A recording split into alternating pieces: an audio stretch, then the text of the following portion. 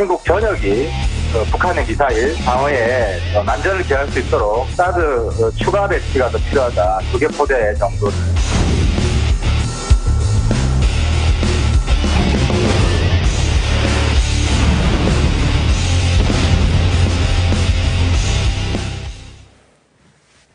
자, 북한의 잇단 핵 미사일 도발과 관련해서 평화적 대안은 과연 없는 걸까요? 오늘의 뉴스메이커, 2012년 한미 미사일 지침 개정 협상의 수석 대표였던 신원식 전 합동참모본부 작전본부장 모시고 자세한 얘기 나눠보겠습니다. 안녕하세요. 네, 반갑습니다. 네. 자, 솔직한 인터뷰 첫 번째 주제 보시겠습니다. 첫 번째 주제는 사드 발사대 임시 배치, 오늘 임시 배치를 했습니다. 이거는 뭐다 이렇게 해서 저희가 정의를 부탁드렸는데 어떻게 보시겠습니까? 저는 뭐 데자뷰다 이렇게 적겠습니다. 데자뷰? 언제 때 거의 데자뷰? 2004년도에 4년도에 네. 주한미군의 패트리어트 3를 배치할 때 똑같은 그때도 지금처럼 이런 상황이었나요? 야간 할 수 없이 한밤중에 배치했습니다. 근데 그때도 임시 배치는 아니었잖아요. 그거는. 임시 배치는 아니었는데 지금 사드 임시 배치를 둘러싸게 진행된 논리. 그때도 우리가 패트리어트 3를 그때는 도입하려고 그랬어요. 그때 우리가 그러니까 사는 거였죠. 처음에 살려고 했는데 못 샀어. 팩2를 사왔어요. 그리고 이제 주한미군은 그러니까 팩3를 배치를 한 거고. 그때 우리 사회를 행행했던 게 미국의 패트리어트 3가 들어오면 미국 MD에 가입하고 중국 자극한다. 그리고 이제 우리는 못 사오고 주한미군에 배치하려고 하니까 각종 시민단체들이 그것을 막았죠. 그래서 우리가 할 수 없이 야간에 기습했는데 그때 참 미군들한테 민망했습니다. 한반도를 니네들 지키기 위해서 우리가 와 있고 지금하고 똑같군요, 논리가. 그걸 보호하기 위해서 탄도탄 미사일 하는데 이렇게 참 우리가 범죄자처럼 들어가야 되느냐. 가슴이 아픕니다. 근데 오늘은 사실은 배치 과정에서 좀 부상자가 속출하고 했습니다. 그런데 당시에는 기습 배치하셨다고 그랬는데 그렇다면 뭐 부상자가 있거나 그러지는 않았겠고요. 그때는 시위대들이 야간 한 2시부터 새벽까지는 잠자러 갔어요. 그래서 저희들이 관찰했다가 들어왔는데 그러면 이번에는 그때 노하우를 배웠는지 야간까지 이렇게 버티고 있어. 아니 그렇기도 하고 이번에는 미리 예고를 했지 않습니까? 뭐 내일 좀 들어간다 이렇게 얘기를 했기 때문에. 전반적인 이제 우리 사회에 참 교훈을 얻지 못한 좀 바람직하지 못한 행태가 이렇게 10년 후에도 반복된다는 게 가슴이 아플 뿐입니다.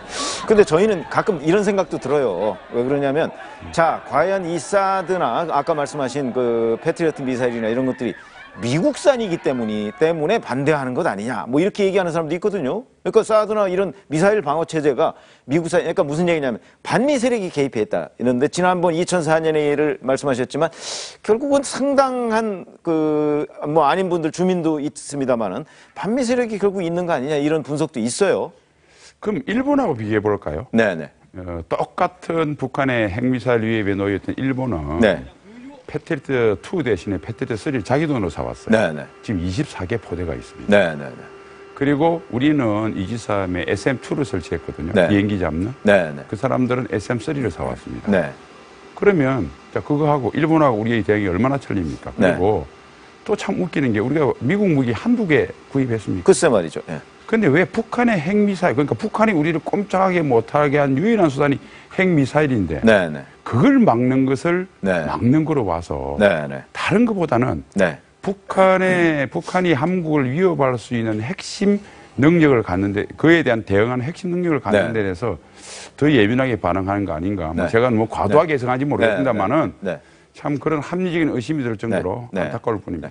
자, 그러면 이제 사드 임시 배치가 됐는데 이렇게 되면은 이거는 성주에 있는 거 아니겠습니까? 그럼 성주에서 과연 수도권 같은 데까지는 그러니까 커버가 안 된다. 뭐 이런 얘기가 있어서 지금 자유한국당을 비롯해서 일부 사드를 추가로 배치해야 되는 것 아니냐, 수도권 방어용으로 뭐 이런 얘기도 있는데 그건 어떻게 보십니까? 그건 좀 사실 우리가 하나의 대안 중에 하나인데 정말로 이렇게 보면 됩니다. 지금 한국의 미사일 방어 체제 KAMD라고 하는 것이 종발당기 하청 방어, 즉 일중 방어입니다.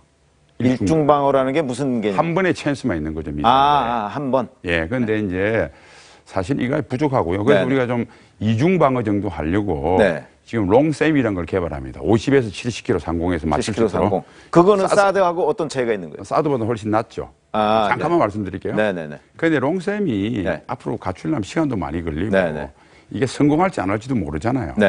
그러니까 우리가 다층 방어를 지금 당장 하기 위해는 대안이 첫 번째 SM3를 들어오면 90에서 365 제일 높고 그다음 사드가 40에서 150입니다. 사드 대신에 또 대안이 뭐냐면 이스라엘 IAI사와 보잉사가 공동 개발한 에로3라는 게 있습니다. 사드는 로키드 마틴이고요. 그다음에 그 중간에 롱셈이나 이렇게 우리가 개발되기 전에 리스를 해와도 돼요. 이스라엘의 데이비드 슬랙이나 에로2라는 미사일이 또 있습니다. 그런 데는 그 군사 무기를 리스도 해줍니까? 지금 현재 이스라엘에 지난 무인기 왔을 때 무인기를 탐지할 수 있는 이스라엘 옐타사하고 라파엘사하고 두 개를 지금 리스에서 시험하고 있습니다. 그렇습니까? 예. 그러니까 이게 뭐 궁적통이라고 방법은 여러 가지가 있군요. 그래서 그러니까. 지금 이렇게 북핵 미사일이 위험한데 그나마 이중 방어를 하는데도 앞으로 7, 8년이 걸리는데 지금 이 상태로 있을 것이냐? 그래서 대통령께서 나셔서 이거는 밑에서 사오면 여러 가지 제약이 있거든요. 대통령께서 이것을 정상끼리 풀어버리면 우리가 약간의 제가 아무리 오중 방어를 하는데 돈을 계략 계산해 보니까 10조 채 안 듭니다. 그러니까 그거는 다른 국방비를 절약하고 추가 예산을 투입하면 충분히가 돈의 문제가 아니니까요. 빨리 1년 내에 우리도 3, 4중 방어 체제, 더 좀 5중 방어 체제 갖춰서 북핵 그 위협에 이제는 끄떡 안 하고 통일 위에 나아가서 중로가 다 또 미사일 강국 아닙니까? 그래서 우리 국토가 작기 때문에 철벽 방어망을 갖춘다면 북한뿐만 아니라 주변국한테 우리가 꿀릴 게 없죠. 이런 맛. 자, 그런데 이제 오늘 사드 임시 배치를 하니까 중국의 환95 등에서 뭐 거의 욕설에 가까운 반응을 보였어요, 우리한테. 그러면서 엄중한 우려. 그래서 이제 일반 국민들 사이에서 이제 잘 모르시는 분들 얘기지만, 야, 이거 중국이 정말 군사적 조치까지 할 수 있는 거 아니야, 우리한테? 라고 생각을 하는 분들도 계실 것 같아요. 그럴 가능성 얼마나 있다고 보십니까? 제로다. 군사의 가능성이 있을 수가 없고요. 이제 그거는 만약에 우리가 한미동맹이 없다면 혹시 가능할 수도 있는 거 아닌가요? 한미동맹이 없으면 뭐 개연성은 좀 있는데 이걸 가지고 군사행동을 하면 중국도 과거 냉정시대 국가가 아니고 자유시장 시대에는 G2 통상국가입니다. 그러니까 리스크 테이킹을 그거보다 잃어버린 손실이 많을 것이다. 근데 더구나 아까 말씀한 대로 한미동맹이기 때문에 미국과 전쟁을 각오하면 하겠죠. 그런데 중국이 미국과 전쟁할 형편이 되겠습니까? 그거는 과도한 거고요. 그럼 차제 한 가지 말씀드리면 우리 정부는 사드, 예를 들면 주권적 조치나 안보적 조치는 역사상 제대로 된 나라가 이것을 외교적 협상의 대상을 올려서는 안 됩니다. 근데 이제 중국이 저렇게 나오니까 지금 문제가 많은 거죠. 그거는 이거는 협상의 카드가 되지도 않고 이들이 3자의 입장에서 불평할 건 대단히 불합리하다는 걸 분명히 확고한 원칙을 지키고 그다음 또 하나요. 중국이 저렇게 펄쩍 뛰는 것은 중국이 아프기 때문에 그러지 않겠어요? 그러니까 우리가 지금 중국 관계를 늘 좋은 말을 하고 저자세로 한다고 해서 중국이 국익에 반하는 행동을 하질 않습니다. 중국은 중국 나름대로 중국의 국익이 있는 것이고 중국의 국익을 방향을 바꾸려면 너희들이 북한 핵 문제를 해결하지도 않고 제대로 한국의 사드 이런 것들이나 강조하면 훨씬 중국에 대해서 약간 그 우호적이든 진보 정권이 출입했는데 더 한미일 안보 협력이 강화되고 더 하지 않느냐. 그러니까 니들이 그 행동을 했을 때 중국의 국가에 이게 손해날 수 있다는 걸 보여줘야 이루어지는 겁니다. 국가란. 그래서 우리가 그런 생각이 듭니다. 북한을 오히려 롤 모델로 보십시오. 북한이 조그만 나라인데 중국을 얼마나 가지고 놉니까? 그러니까 중국을 불편하게 할 수 있는 카드를 가지고 있거든요. 그러니까 우리가 지금부터는 우리도 중국을 할 때 당당하게 이야기하고 물론 설득하고 좋은 관계를 가지고 노력하면서 우리의 안보적 이해관계에 대해서 중국이 불편하게 하면 우리도 불편하게 할 수 있는 카드와 용기를 가져야 된다. 저는 그렇게 생각합니다. 그렇죠. 처음부터 그런 여지를 안 줬으면 어땠을까 하는 이런 생각이 듭니다. 자, 솔직한 인터뷰 두 번째 보시겠습니다. 자, 김정은 제거 얘기가 나옵니다. 조금 전에도 사실은 그 남성욱 교수가 이제 뭐 김정은 제거하는 방법 외에는 없다 뭐 이렇게 얘기를 했는데 그게 가능한지는 모르겠습니다만은 이 옵션을 어떻게 뭐라고 정의하실 수가 있습니까? 김정은 제거 옵션은 우리의 핵이다. 우리의 핵이다? 가장 필요하다? 우리의 핵과 같은 존재다. 그러니까 우리가 핵을 가진 것과 같은 똑같은 역할을 북한한테 할 수 있다. 근데 문제는 이제 일반 사람들 생각은 그렇습니다. 아니 제거하면 좋겠지만 그 제거가 가능해? 이렇게 생각할 거거든요. 가능한 방법이 있나요? 네, 저는 이렇게 생각합니다. 제거 작전을 북한도 핵을 쏘게 되면 정권의 멸망을 각오해야 되지 않습니까? 그렇죠. 그러니까 사실 억제를 시키는 거거든요. 김정을의 네. 제거를 성공 여부와 관계없이 신뢰성 있는 제거 능력을 가졌다고 하는 것이 북한과 우리는 공포의 균형을 이룰 수가 있습니다. 즉 네. 다시 말해 정상적인 국가라면 대개 네. 자국민의 수백만의 목숨들을 공포의 균형을 이루는 트레이딩 대상이 됩니다. 그런데 이제 북한은 왕조 국가니까 네. 쉽게 말해서 북한 주민 수백만보다 김정은 자기 목숨이 더 높은 가치를 가지고 있는 거거든요. 그러니까 그렇죠. 김정은 당신이 네. 우리 대한민국 국민을 많이 수백만을 죽일 수 있는 핵을 네. 가지고 있을지 몰라도 네. 우리는 네. 당신을 확실히 제거할 수 있는 미사일도 갖고 있고 스텔스 항공기도 갖고 있고 당신이 배를 타고 나가면 그것을 부실 수 있는 뛰어난 잠수함도 가지고 있고 네. 그다음에 또 작전부대, 특수작전부대도 갖고 있다. 네네. 이러한 것들이 네. 김정은에게 네. 핵뿐만 아니라 네. 재래식 도발을 하는데 네. 재래식 전면 도발을 하는데 네네. 억제 효과가 있다. 그래서 네. 김정은 제거 옵션은 북한이 핵을 가지고 우리 수백만을 위협하듯이 네. 똑같은 그 가치를 가진 김정은의 목숨을 네. 우리가 서로 균형을 이룰 수 있으니까 네. 우리한테 핵과 같은 존재다. 네. 그래서 이와 관련해서 송영무 국방부 장관이 한 말이 있습니다. 12월 1일 북한 지도부 참수작전 투입부대를 창설하겠다 이렇게 밝혔습니다. 그 발언 듣고 토론 계속하겠습니다. 북한 핵미사일을 타격할 수 있는 참수작전이 지금 당장 가능합니까? 지금은 완벽하게 갖춰지지 않고 개념을 정립 중에 있는데 금년 12월 1일부로 부대를 창설해서 전력화시킬 예정입니다. 예, 전력화시키면 그 능력을 갖추는 데는 어느 정도 걸린다고 생각하십니까?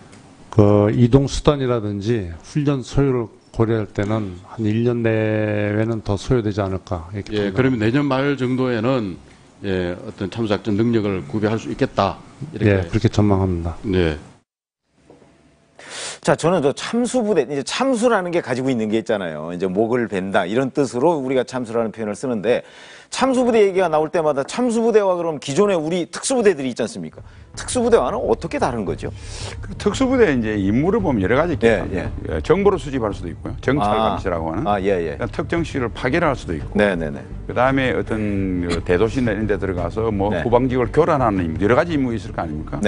그 중에 특수부대 임무 중에서 적 지도부를 제거하는 임무도 특수부에 포함되어 있는데 그것만 특화시켜서 부대를 그렇죠. 만든다. 전문화된 부대다. 이렇게 이해를 하면 제일 쉽죠. 그러면 훈련이나 뭐 이런 것들의 과정이 많이 다릅니까? 틀리겠죠. 그러니까 그다음에 적 지도부가 있음직한 데는 일반 건물이 아닐 거 아니에요. 그렇죠. 전시에 특히 들어간다. 그렇죠. 아주 지하에 대한 그 지하 시설일 것이고 다른 어느 것보다 경제 상태가 강할 거 아닙니까? 그래서 그런 것들을 해치고 나갈 수 있는 전문성을 기르는 거고 그다음에 우리가 생각에 부대만 집어넣어서 하겠어 이래서 사람들이 의문이 가지지 않습니까? 그러니까 상황에 따라서 단독으로 갈 수도 있고 미사일이나 이런 것들을 주변에 무력화시킨 다음에 마지막에 특수부대 진입할 수도 있고 그다음에 어차피 한반도에서 이런 작전은 한미 대통령이 승인해야 됩니다. 물론 한미연합으로 할 수도 있고 한국은 단독으로 할 수도 있고 그다음에 예를 들면 김정은이가 만일 비행기로 이동하는 걸로 정보를 확보했다 싶시다. 대공 미사일 한 방이면 끝나죠. 그게 야마모토 이소로쿠를 태평양전 때 미국이 전사시킨 게 그런 거죠.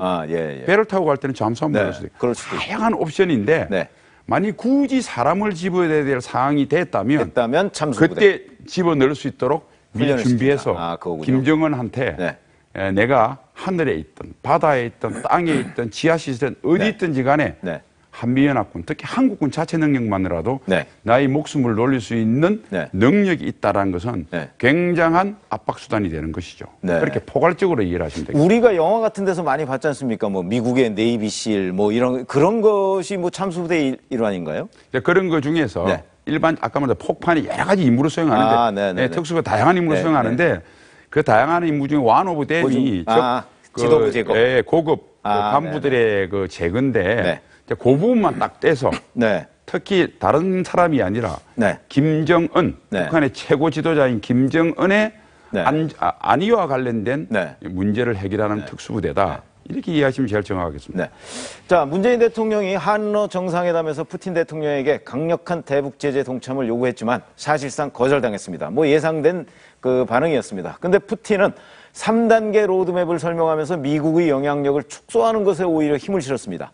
푸틴 대통령의 3단계 로드맵을 살펴보면 중국과 비슷하게 북핵 인정론으로 보이는데 3단계 로드맵이 자, 북한이 핵실험을 중단하고 한미 훈련을 축소한다. 이게 이제 중국에서 얘기하는 뭐 쌍중단 얘기하는 거 아니겠습니까?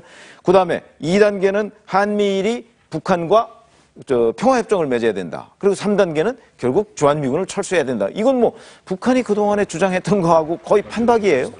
예, 그렇죠. 이건 우리가 뭐 도저히 받을 수 없는 건데 역시 푸틴 대통령은 뭐 북한의 후원자다. 우리는 이렇게 이해를 해야 될까요? 그렇게 해야 되죠. 왜냐하면 북한이 핵을 가진 것은 중국, 러시아도 그거는 별로 원하지 않을 겁니다. 네네. 그러나 북한의 핵 때문에 북한 체제의 안정이 휘날리면 그것은 더 좋지 않다. 그러니까 결국은 중국, 러시아한테 북한이 가지고 있는 완충지대라고 하는 그런 지리적 이점 때문에 그들의 전략적 자산으로 보는 것이죠. 그러니까 사실은 우리 문 대통령께서 중국, 러시아가 아무리 좋은 관계를 맺어도 그들이 북한을 전략적 자산으로 해서 얻는 이득보다 그것을 지고 있으면서 생기는 국가 이익이 더 심대하게 손실이 된다. 즉 전략적 자산이 전략적 부담이 되는 것이 현실화될 때 비로소 북한에 대한 정책을 바꿀 것이다. 그래서 이것은 국제관계에 다 통용되는 겁니다만은 우리가 설득과 강제 또는 뭐 다른 말로 하면 당근과 채찍 아닙니까? 모든 사람의 행동을 나의 의지에 맞게끔 행동을 변화시키기 위해서는 반드시 이러한 당근과 채찍이나 두 수단을 유효적절하게 어떤 때는 좀 비중의 차이는 있겠지만 이렇게 돼야 본다. 뭐 그렇게 해서 사실은 그럼 중로한테 채찍을 할 수 있는 힘을 가진 나라는 어딘가? 그거야 뭐 미국. 그렇죠. 미국 외에 뭐가 있겠습니까? 일본 이 지역에서. 그러니까 사실은 한미일 안보 협력이 강화되면 강화될수록 중로에게 우리가 소위 영향을 끼칠 수 있는 우리의 지렛대 문재인 대통령께서 말씀하시는 운전대에 제대로 힘이 실린다. 이 본질에 대해서는 뭐 정부도 잘 이해하고 계시겠지만 다시 한번 확고하게 가졌으면 감사하겠습니다. 자, 솔직한 인터뷰 세 번째 주제 보겠습니다. 세 번째 주제는 무력 충돌 가능성은 네모다. 그런데 무력 충돌. 사실은 일반 국민들이 제일 관심을 가지고 있는 분야가 이겁니다. 이렇게 가다가 결국 남북한 또는 뭐 아까 이제 중국 얘기를 했습니다만은 무력 충돌 하는 거 아니야? 뭐 전쟁이 일어나는 거 아니야? 뭐 이런 생각을 하게 되거든요. 이 가능성은 네모다. 이건 뭐라고? 심리전입니다. 심리전? 그러니까 뭐 선뜻 이해가 안 갑니다만은. 그러니까 북한이 북한과 또는 나아가면 중국, 러시아한테 자, 지금 북한의 핵을 평화적으로 해결하기 위해서 강력한 대북 제재를 할 것이다. 당신들이 거기에 동참하지 않으면 세컨더리 보이콧을 비롯한 당신의 국가에게 손해가 날 것이다. 자, 그런 모든 우리가 조치를 다 하고도 북한이 핵을 내려놓지 않으면 마지막에는 군사적 작전을 할 수가 있다. 그러니까 그렇게 험하게 가기 전에 비핵화 평화협정으로 나오는 게 좋을 것 같다라는 심리전입니다. 그래서 무력 충돌 가능성이 지금 당장 할 수 있는 상황이 아니고요. 그러니까 무력 충돌 가능성 이야기한다고 해서 군사적 옵션 이야기한다고 해서 내일 전쟁이 일어날 것처럼 우리가 오히려 심리전 효과를 반감시키는 이러한 행위나 은행은 오히려 마이너스죠. 도움이 안 되죠. 그런데 무력 충돌은 이제 우발적으로도 있을 수 있는 거 아니겠습니까? 그 우발적인 충돌은 뭐 국지도발이나 사소한 충돌은 되겠지만 이를테면 국민들이 걱정하시는 핵무기 안 나가오더라도 장사등포 해가지고 전면전 일어난다. 그럴 가능성은 거의 없고 어마어마한 한반도에서의 제2의 전쟁은 동북아 또는 세계의 전략적 균형을 흔들 큰 사건이기 때문에 많은 제어 장치가 있다. 이런 점에서 국민 여러분도 너무 전쟁에 대한 공포증을 가지지 마십시오. 전쟁의 공포증을 가지게 되면 오히려 패배주의와 지나친 평화지상주의로 흘러서 결국은 적에게 협상력을 상실하게 된다. 이 점을 좀 유의해 주면 좋겠습니다. 오늘 좋은 말씀 감사합니다.